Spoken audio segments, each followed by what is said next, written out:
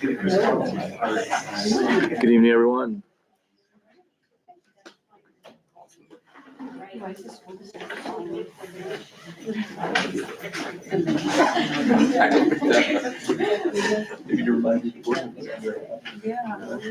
Alrighty, we are back in open session. So our next item is board mission statement and agreements. Yes, board mission statement is we will develop policy that's representative of our community, set goals, and lead our district by collaborating. Our beliefs are stand up and own it. We are one, encouraged to grow. We own the responses that we provide. We do this together as a full team, and we continuously try to learn and grow from the individuals that we get to listen to every single day. All right, next item is our consent agenda. The first item is the adoption of the minutes from the Board of Education meeting on October 27th, 2025. And then a second item listed is the treasurer's report, which is found in our board packet, which has not only financial reports, cash on hands, and the graphs that support all of those numbers. So look for a motion to carry on the consent agenda. So moved. I'll second. Then roll call. Matthew, yes. Skillings. Yes. Hawk. Yes. Hofner. Yes. Geckerman. Yes. Next item on our agenda is where we get an opportunity to share a moment of pride. So I don't know if anyone would like to start us off. I can get kicked off. Yeah, so I've had a chance to spend a little bit of time in the wrestling room with the high school wrestling team as they get their season underway. I think we have first meet coming up next Tuesday, right? Next Tuesday. So Coach Hartgoff has been up there showing the boys and girls a bunch of good technique, and coaches Heath and Forsyth are excited about the crew that we've got on the mat so far. So should be fun. I'll mention we attended the musical again this year, and as usual, it was excellent. And not to get repetitive from year to year, but it always amazes me the confidence that the students have to stand up and sing their hearts out like they do in these musicals every year. Because again, when I was way back then, that didn't happen. Kids were not going to do that. So I always love that. And then I also had a chance to go to the Trefford Gallery last week and see I think Matt mentioned in his notes, the space theme project, however they call it for this semester. And the depth of the stuff that the kids did, the different levels of classes and the different level of what they did was also very amazing. On the boys basketball, they had a pizza sale, and they joined with the youth group as well. So it was all levels. And they had the distribution, I think it was 2 weeks ago tonight at Village Park.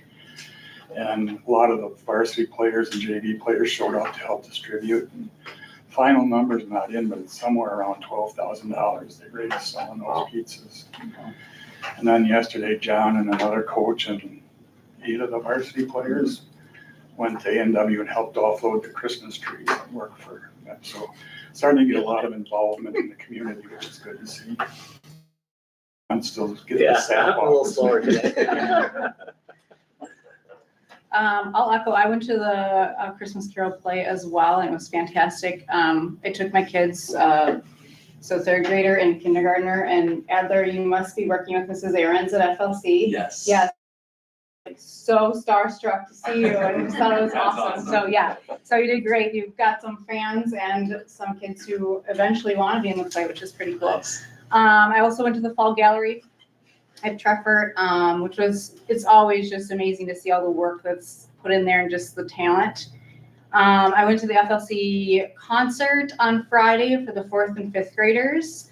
Mrs. Ahrens does a fantastic job with all those concerts. And I think this year it's split, 2 grades only per concert, so 3 different concerts. And I think worked a lot better. There was a lot more room for seating. I think the parking was a lot better for people. So they did a pretty cool, it was the 5th graders did a song with some finger lights. And they turned all the lights off in the gym, and it was pretty cool to see that.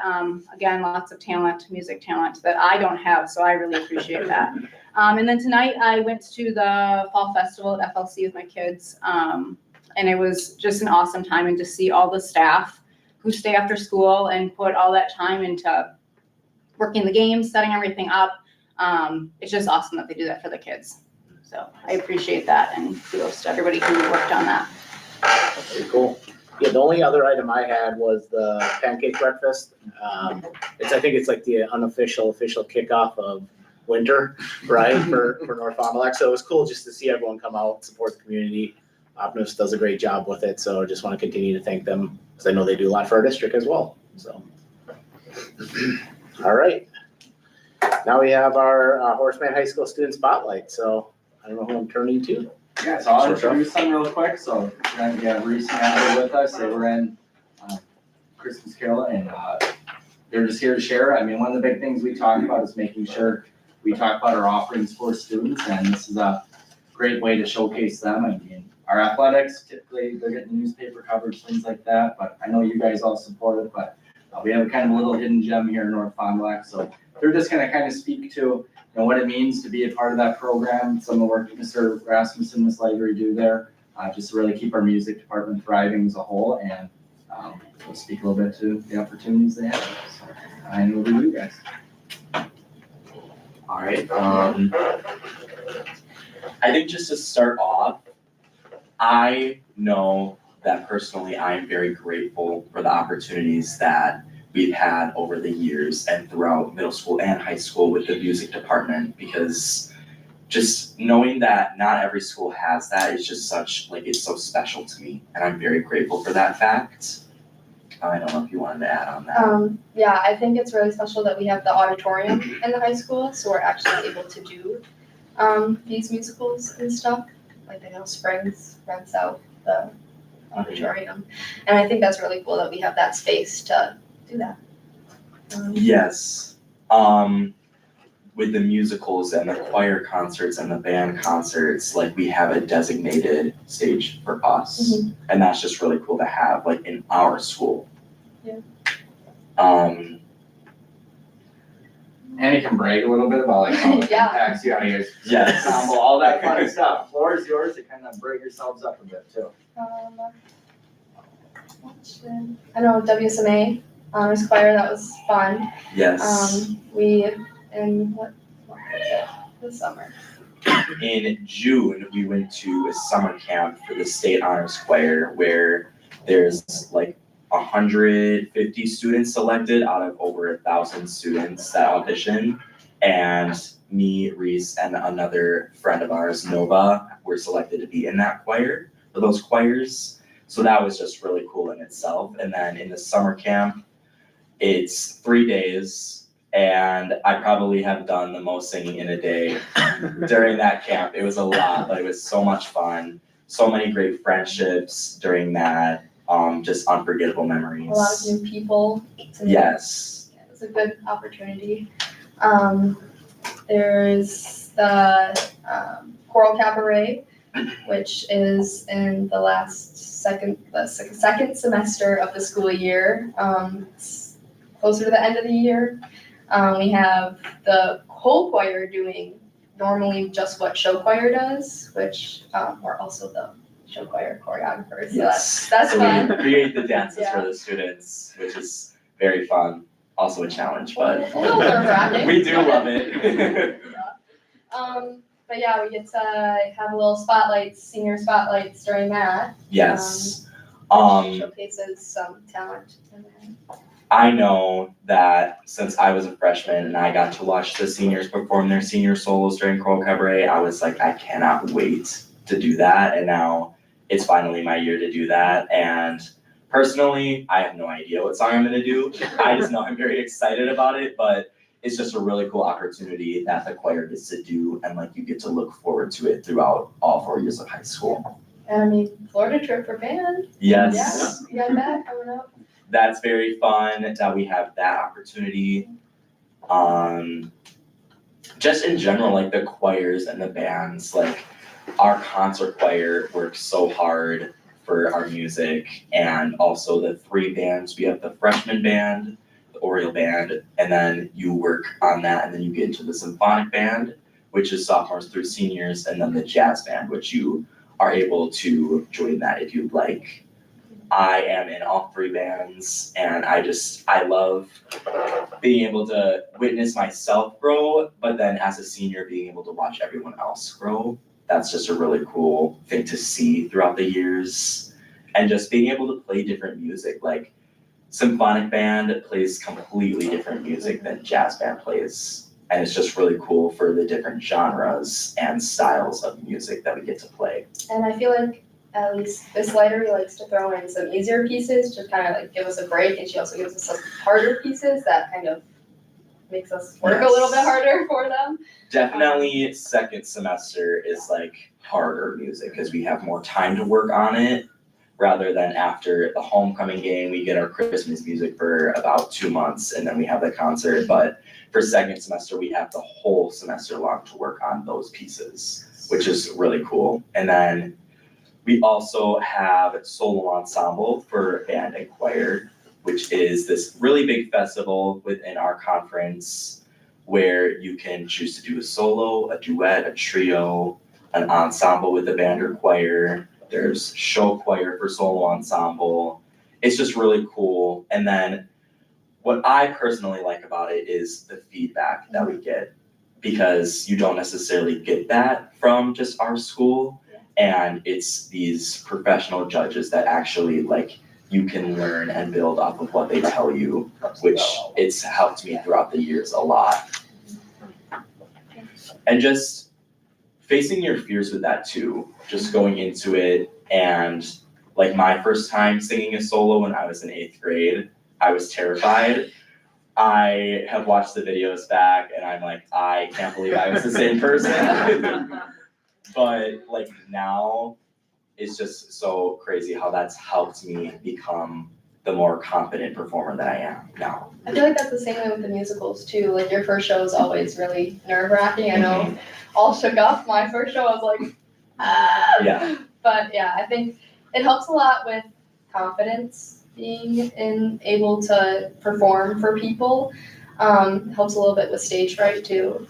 I know I had a little bit of stage fright when I first started, but I think I've grown a lot from where I was then to now, and it's helped a lot. Yes. There's the musical and there's also the play, which doesn't necessarily have to do with music, but it's still in the theater department. And that's just another opportunity because not the same people that are in the musical are in the play, because not everyone loves the singing aspect, which is okay. We still love that. But like we have some pit members and some crew members that are now in the cast for the play, which is really cool to see that everybody coming together for a different purpose. I think for me, besides like all the music and everything with it, the biggest thing is the friendships. Like me and Reese have become friends through choir and band, and I've met so many amazing people throughout the years, and it's always the hardest goodbye when the seniors have graduated. So Cabaret is yeah, bittersweet. we do a senior song during the choral cabaret performance, and usually if you happen to see in the wings a little bit, there's many tears on stage. There's usually tissues going around. It's very emotional, but it's heart touching that we get to feel this emotional, and it's a good thing to be able to have something that is so hard to say goodbye to. It becomes family. Sort of. Yes. Sort of speak. Like it's not just the class, it's the band family or the choir family or the music family that comes together to make music, singing the songs, playing the songs. You may not be best friends with everybody, but everybody makes the music happen. And that's what's amazing about it. That's what the best part is. I know we love our sports, but music is really cool too. Yes. Yes, I Steve. have a question. So there's districts, unfortunately, because of budget concerns, have to cut things like the music and band programs. And if your students at one of those schools, how would that affect your overall school experience? Would you be able to adapt, or what are your thoughts? I definitely think that sometimes I like coming to school because of the music aspect. Sometimes I'm just, oh, I don't want to do work today. And then I go into band and choir and it's like, oh, I guess it's a little better. I think if that were to happen to our school, my school day, I would honestly dread coming to school because that's what I'm looking forward to every single day, is going to choir, going to band, seeing those people that I don't get to see in my classes because we're not in the same grade and everybody's in a different class. But every single day we have the 4th hour choir and the 5th hour band, and you get to see your friends every single day in the same class. And like I said before, making the music on that, like if that was taken away from us, I feel like my school experience would never be the same. Not to put you on the spot, but do either of you have plans to stay connected to music and theater in your future? Yes, after graduation, I plan to go into music education with a minor in drama. So I would like to keep the music touch in my life for a very long time. I would also agree. I'm also thinking about going that way. Nothing's for sure yet. I also said I wanted to be a vet. So. You can sing choices. Animals. Too. Yeah, there's no way. Yeah. Yeah. Can you talk to us about how many hours you put into a musical? Just, again, you talk about family, and there's a reason why there's family, because, I don't know, if you want to just Yeah. give the rest of the room, like, how much time you put into something like that. So literally the auditions are the first 2 days of school, and then we get the cast list on that Friday.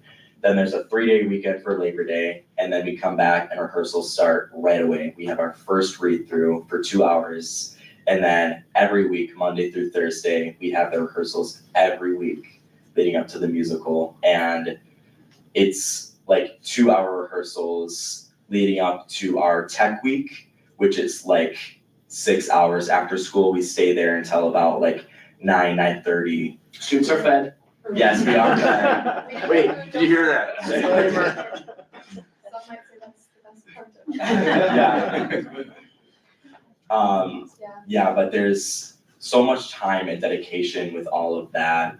Just, I feel like going into the musical, even just going into the audition, like you're already dedicated for that, and being able to be in that cast, coming to the rehearsals, like it's so much dedication and time, but the time is used in a great manner, and we build off of that, and that's what makes the musical and the plays and the concerts, everything so great.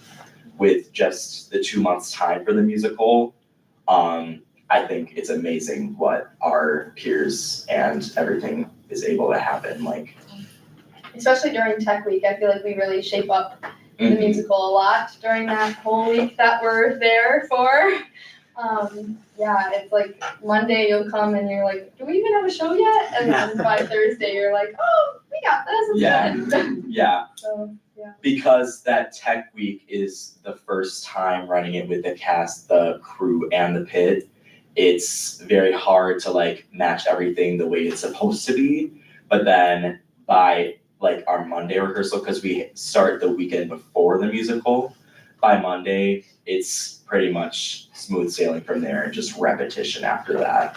So. Shining things up. Yeah. A little bit, yeah. Mm-hmm. And then one more question about transferable skills. You talked about a little bit like building the confidence and other things like that. What skills do you see yourself using now as you leave high school that can carry from that stage or, that chair, whatever it might be, to the real world that you're embarking in on? So.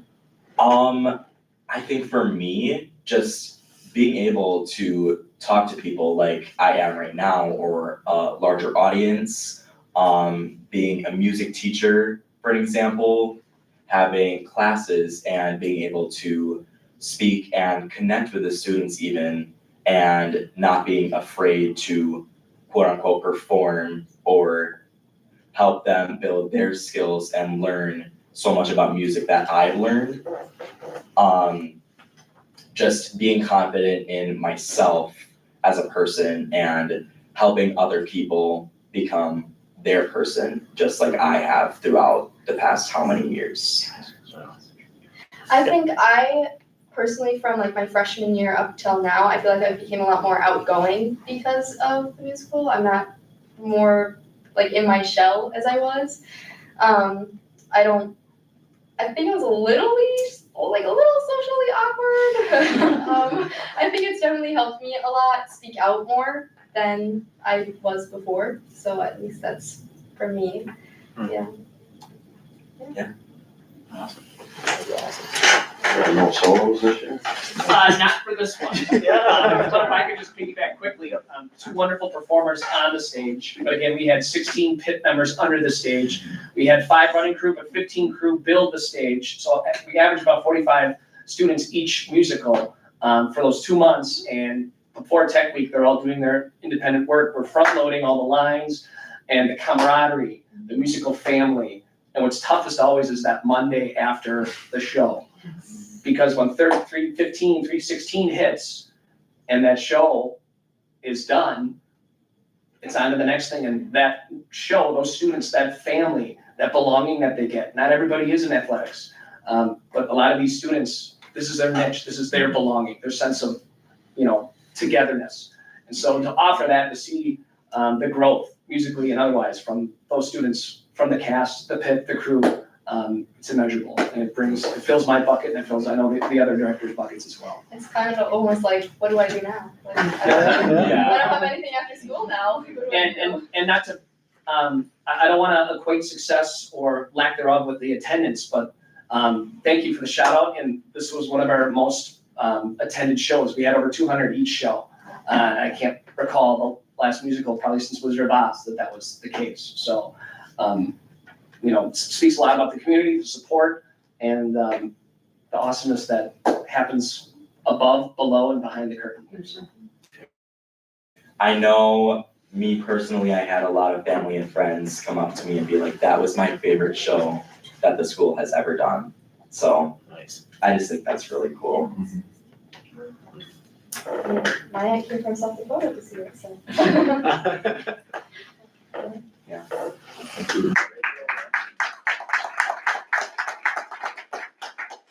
did tell them they could leave once they were done. Yeah.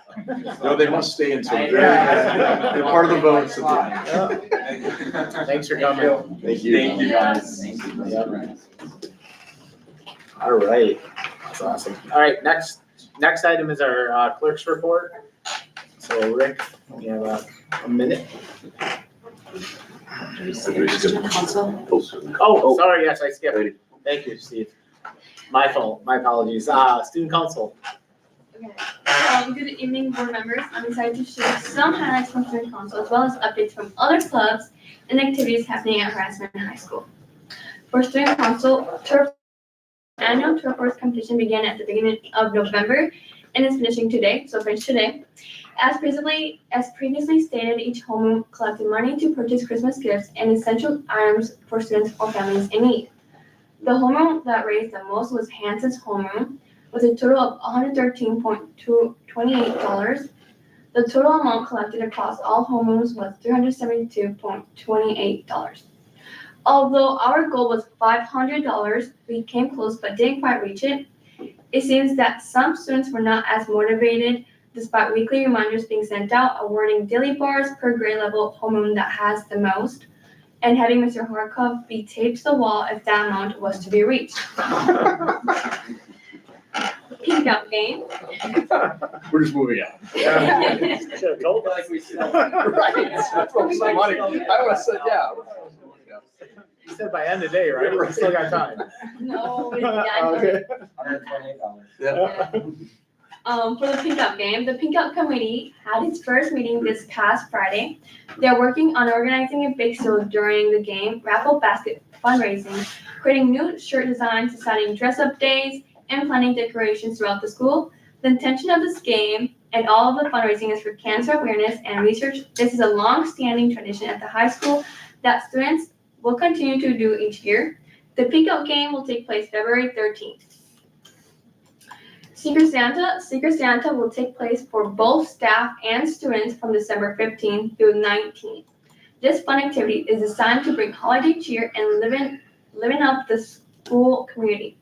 Students choose who they want their Secret Santa to be among the staff that choose to participate, and then give them gifts, poems, paintings, etc. over 4 days. The teachers give their Secret Santa their presents on the last day, and their identity is revealed. This is another long-standing tradition that staff and students alike love to participate in. For Key Club, the club has several new volunteering opportunities coming up. Members will be assisting at the FLC Fall Festival by helping run games, and they will return on December 4th to help younger students with holiday-themed crafts.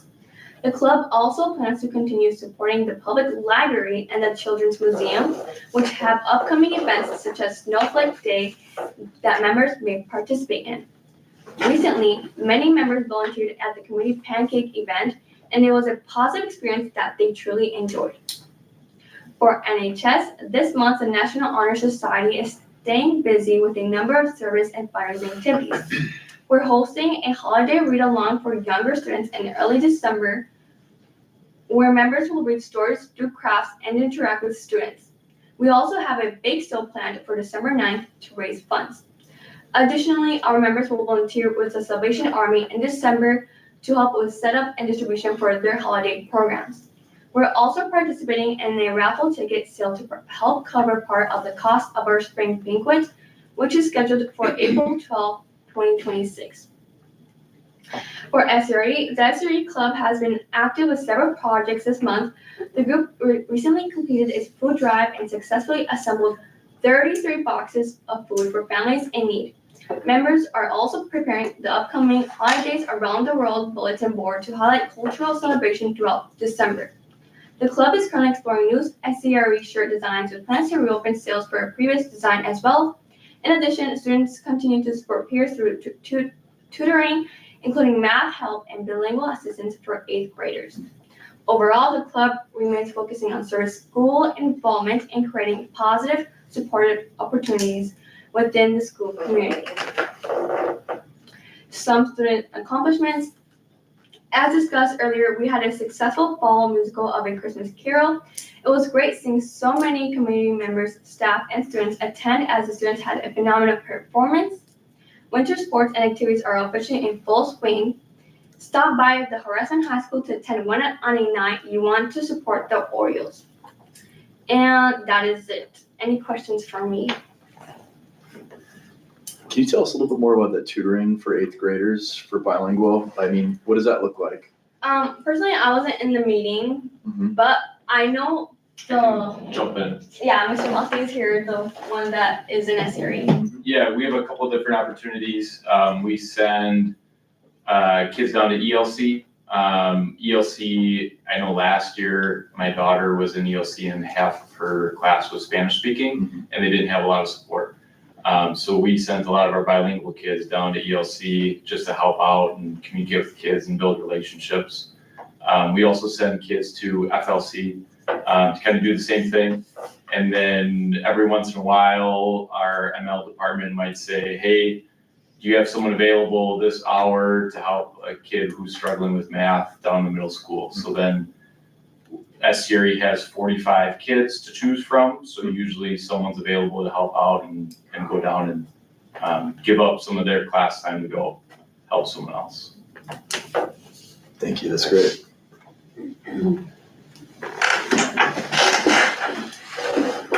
Anything else? Questions? This Yeah, will thank be you. my last meeting though, as I will be going to Mexico, so. Till next January, so yes. Okay. Okay. Yeah.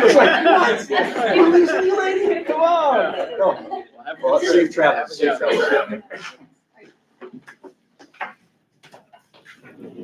All right.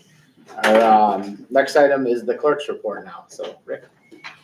For donations, Backpack Buddies, all tools NTD and DT. Inspection was $1,500. Charlie's Banquet Hall, $200. Wayne and Janice Shingen, $50. And then for boys basketball, there was the $1,000 anonymous donor. Awesome. Thank you to everyone listed on the screen and what Rick shared. Next item is citizens' comments, which I think we don't have any citizens in the room other than staff, so we'll jump to the next portion. So superintendent's report. Thank you.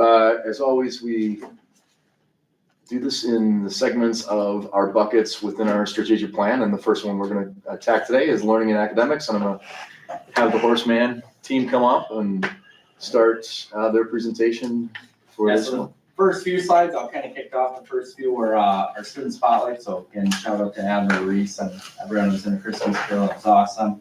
But as far as our agenda for tonight, so we'll go over a little bit of data. I'll review our SLO for 25-26 school year at Horace Mann, some of the action steps behind it, and alignment to our universal tenants behavior. I know that FLC and BAMS did not report on that, but now that we're already a quarter in, we'll talk to that more. We just have more data that we can talk about through that. That'd be good. Mr. Quadri is also here to give an activities update and participation. We'll speak a little bit to our SEL, social emotional learning, what we're doing. I'll explain what above average means as well, and you guys can know a little bit of the Horace Mann crew. So overall, the data that we'll go over here, it's just meant to give a current state, and we're at quarter in. So really now it's more, we know we have some work to do. Here's the work we're doing right now because I'm the last school to provide an update here. So it'll be a little bit more on what we're doing and what has been done as opposed to forward thinking. And then kind of our pathway, again, our desired state's always 100% proficiency because that's what every student deserves. So talk to that a little bit. I'll speak to some of our data here. High school, a little clunkier than K-8, to be honest with you. iReady isn't a tool that we give to all of our students in that, just given the intent of that tool and the data we receive from that. It's not ideal for high school students as really phases out in that grade 8 level. But what we often have is lagging data, a lot at the high school. Lagging just last May, that's usually the data we're going off of from pre-seeing that. So we're working on different ways. And I know Jen, Kara, Tom, and others will talk tonight on how we're trying to get more data points to triangulate to get a little better picture of students as far as they are. But grade 9, so current 10th graders for us right now, where they were last year. This is just a snapshot working with John Graff at CESA 6. This is some of the data reporting we reviewed back in August to kind of set the tone and help build our SLO. So this is really where our starting points were. Obviously, as we see, 42% and 3% were either meeting or advanced. So nearly half of that class is meeting or exceeding. 32% developing, 22% approaching. I'll speak to that in a second. That was for math and ELA. I don't need to read them, but the exciting part with it, knowing we have, say for the top one there with our math, 45% of students are meeting that. Really now it's that approaching and developing as we break down that data more. Obviously I won't put student names and all that up here right now, but how close are they to that next bucket or the threshold to rise? And that's the exciting part right now is some of the student category. We have a high amount that aren't far away from that next bucket, and same with approaching, even our meeting students to be in that advanced one. So then for us, it's really, what are those key skills, strategies in the classroom for all students that will organically bump that forward a little, but then also, again, I don't want to get ahead of myself, this group will talk to on how we're also being intentional on some of our more concerning students, or students who are showing bigger need for further support. What can we do to also move them forward? So again, that's our grade 9 snapshot from our pre-ECT. So grade 10, these are our current juniors right now. In this class, 18% are meeting or advanced in math, and we have roughly 20% meeting or advanced in ELA. Here, the big bucket is our approaching group. So that population of students, that's really kind of the niche here, because that point category is a 15 or 16 composite. That's a reality too, and knowing we have nearly 50% of that entire class within a point or two of the next category up is super exciting for us. As you look at school report cards, things like that, a big component in that data as well. We've seen our achievement go up. I think it was up X amount percent on this year's report card. I think it was like 9%, which is good achievement data for us in that bucket. But now it's really we're primed to see that growth really take off here. So that's why I wanted to highlight that what is now our current junior class is they'll now take the ACT this year. But we're kind of in a neat little category there, especially in that math domain. Data, ACT, so just compare our high school composite. I'll go through the historical a little bit here too. But our average was 17.3 this past year, so our current seniors. And then state average was 19.3, which has stayed pretty consistent. Over the year, this is just, I think, a 4-year snapshot here. We did see a little trickle up. One thing to note, just we've seen it nearly a point on our composite growth organically here now in the past 3 years. So trying to continue that trend. ACT, I guess, doesn't really give us any favors this year. And looking back at historical data, that test will look much different this year. They've reduced some of the sections, reduced some questions. Math, for example, instead of 5 options, they only get 4 on it now. So it'll be a little unique. I know Pearson and ECT promise us that the comparisons will be very consistent. I tend to be a little bit of a skeptic on that, but we'll find out. Data's data. But that's one thing I think it'll get a little better accurate depiction of what our student performance really is, because now they have roughly 1 minute and 10 seconds per question. And that's really kind of your strategy on an ACT test, because that's the only test for the most part. K-8, they don't have time tests. So now you get to high school and everything's time. That's a big skill we need to work on alone. This is just a different breakdown historically by English, math, the reading, science, STEM will look a little bit differently this year. Science and writing are no longer required nationwide, but Wisconsin will maintain our status on requiring the science and writing portion with DPI. And then science and math actually piggyback each other a little bit this year. So historically, science was very heavy on analyzing graphing data or just trend data, things like that. Whereas now math is just going to have more questions on data, graphs, things like that. So it's kind of catching both worlds, and then that will be form a STEM score for us for students. So that's one of the buckets I'm intrigued by this year, to see what that data will look like as we come in. But again, just gives a little bit of a historical. SC just stands for our school. The ST is our state then. So just a little comparison of where we were back from 2020 to now. Any questions on that before I keep pushing forward? All right, so again, ACT data. This will make a little more sense as to our SLO goal and things like that. Put our reading subcategories in here, where the percentages are. The top shows how many students that is, and then our percentage down there with either the proficient basic or below basic. Obviously, a little bit of work to do, but 54% are reading our proficient or basic, so we have some work to do as well. So next steps, we're going to talk a little bit about that. I mean, it's obvious, given our data, we got room to grow. We talk a lot about that right now in our building, not only as staff, but as with our students as well. But the nice thing, and the team we have here tonight, these are some of our key members, but also the willingness for our staff. In the past 2 years, our focus on SLO priorities in our building have shown growth in those focus areas. And now having the data and now having more data tools to triangulate that, to move forward and be more intentional with our work, we're super excited. And staff, I mean, that's why I kind of want to highlight, like, we knew the data coming into August, but we're a quarter in and we're seeing that work, and the students are getting pushed, the accountability is coming up, our rigor's there. So it's just cool to see all hands on deck, rolling up the sleeves here. And then, you know, staff don't necessarily get to see some of the stuff we'll talk about, their interventions and that, clear as day, but knowing we also have those underlying themes behind us and supporting it up. I mean, it's going to take time, but I think we are finally getting our footing and that stability to start making some pretty big leaps here. So the next few slides that we'll go through highlight some of those action steps. And I'll jump a little cart here, our SLO for the building, before Jen and them talk a little more to it.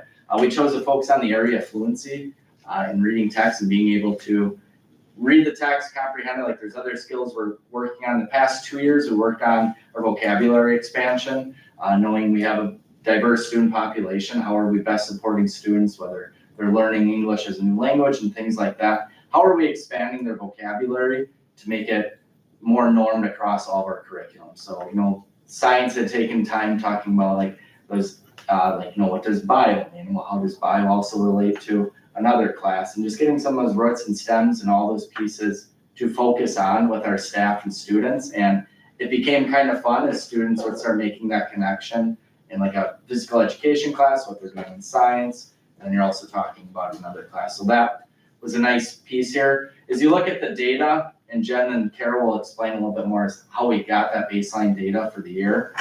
It shows that our baseline for our freshman class is 30% proficient on skills. Our goal will be 42% by the end of the year, just with the intentionality around it. That's still a pretty lofty goal, but also one within reason in our opinion. We'll talk to why, the sophomore class are not just an anomaly. That's a reflection. I know I touched on that briefly last spring on some of the work Mr. Moffey did last year with Jen as well.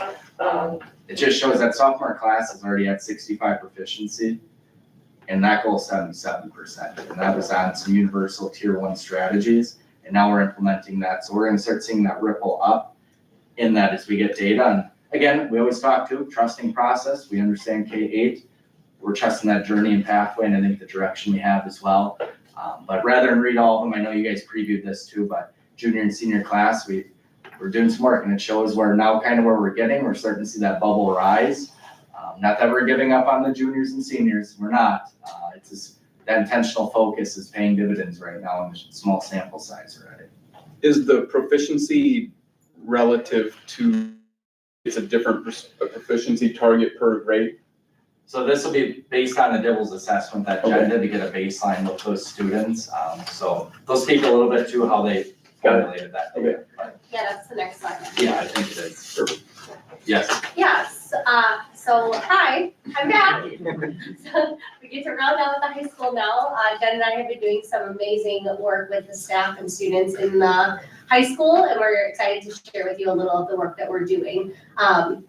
So this is where we, like Dwayne was talking about with the start of our SLO. Again, it's kind of an anomaly. We don't have an iReady assessment for the high school. So how are we gonna get a dipstick of where students are at? So Jen went in and did a dipstick in each of the grade levels and used the Dibbles assessment to see where we're at with a random sample of students. And this is where that was from. So this, again, like Dwayne was saying, the sophomore class had fluency with Mr. Moffey in their freshman year. So we are seeing that effect on our students when it comes to our data as well. And then this is where all of our SLO work is going to be working around, is improving that fluency and proficiency with our students. Karen, can you just talk about what Dibbles is, like, just so people have a clear understanding of what is being assessed and? Yeah, there are many reading assessments out there that you can use. Dibbles is a tried and true system that goes up to 8th grade proficiency. We can use that 8th grade assessment with any grade level proficiency or reading fluency. So we were able to do a freshman equivalent reading fluency and compare it to a Dibbles and see where they were at sophomore, juniors, and seniors as well. Yeah, so it's just a very well-known reading assessment. Can you speak to the sample size that was taken per class? Yep, so we took about 20 per class out of random classrooms. It was not classrooms that was an AP classroom or a high-intensity sped classroom, but out of other random classrooms. So 20 students out of about 100 is about 20% of the population. Thank you. Yeah. Mm-hmm. And again, like Dwayne said, this is one way that we're getting data. We have many other forms of ways that we get data to see where our students are at. So if you click to the next slide, we are using that to go off of our SLO work. So our SLO is going to focus on that tier 1 and tier 2. So they're kind of broken into 2 different sections. These are the things that we're going to do to support tier 1. Jen has been doing some amazing work universally with the entire staff of how every content area can add fluency and vocabulary work into their classrooms. And then we also are doing that within like that oral reading assessment piece too. So we're going to be taking those dipsticks in fall and winter and in spring when to see if we're seeing the growth in across that tier 1. We also have tier 2 interventions that are in place at the high school. Yay! Super exciting for us. We have about 8% of our students that are in a tier 2 intervention and are being receiving some support where we're going to be weekly progress monitoring them as well too. And that's in relation to fluency.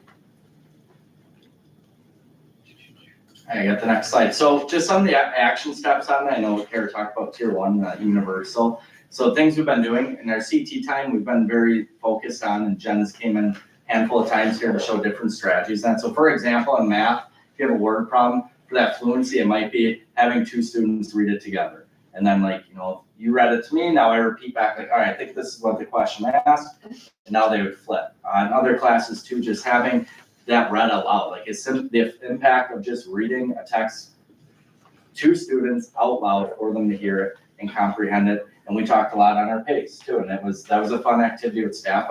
How fast do you organically read out loud? And then we did an activity with a lot of staff were way too fast. And then when you slow it down to read, it's outputting into that piece. Students come from all different walks of life and have different learning abilities and things like that.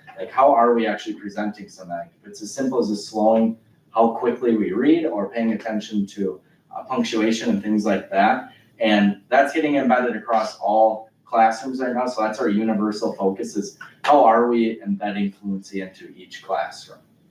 Whether that's, again, paired reading, teachers reading aloud, different comprehension skills with it as well. So this isn't just ELA department focus, this is everyone, our vocab the past few years, every staff member and department has a focus. And Jen, I think you gave a toolkit of 50-ish strategies and tips. And if there's one that isn't on there, Jen is constantly running to support staff, or they're picking each other's brains on, hey, you do this and there, what if I try it this way?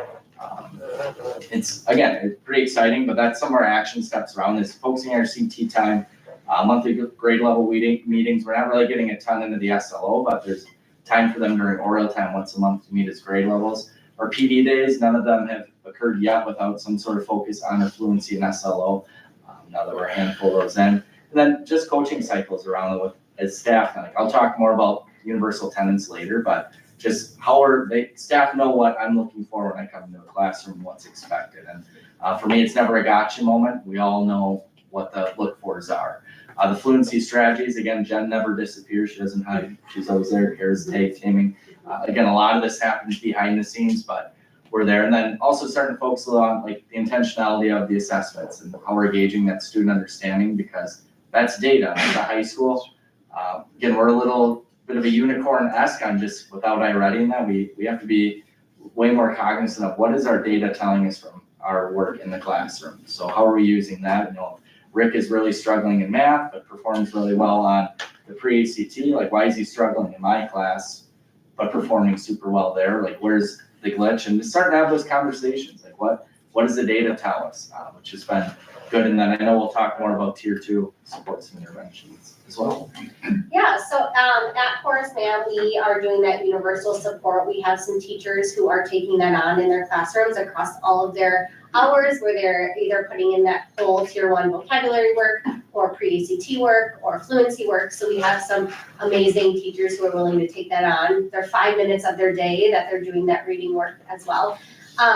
We have started, like I said, those tier 2 interventions as well. And then all of that's going to be telling us what we should be doing within tier 3. So we kind of said with BAMS, we can't determine the need or the support until we have a good RTI system in place. So we're starting with that universal instruction and then starting with those tier 2 interventions, using that to really support where our students are at. And then we will determine those tier 3. So this is just kind of a roadmap of what Jen and I have done to get to where our students are at with tier 2. So we started with that pre-ACT data that John Graff had done with us, and we teased out who is below benchmark. So we looked at under 12%. Above that was kind of like our threshold. Then after that, Jen has over the years done reading assessments with these students, whether it be grade level equivalency, fluency, more like a word assessment, and we have some form of data that we could pull up to see does their pre-ACT match a reading assessment? Like, is this kid a struggling reader? Then after that, we were able to give the students the iReady assessment. It goes up to grade 12 for the diagnostics. So we're able to determine where they're testing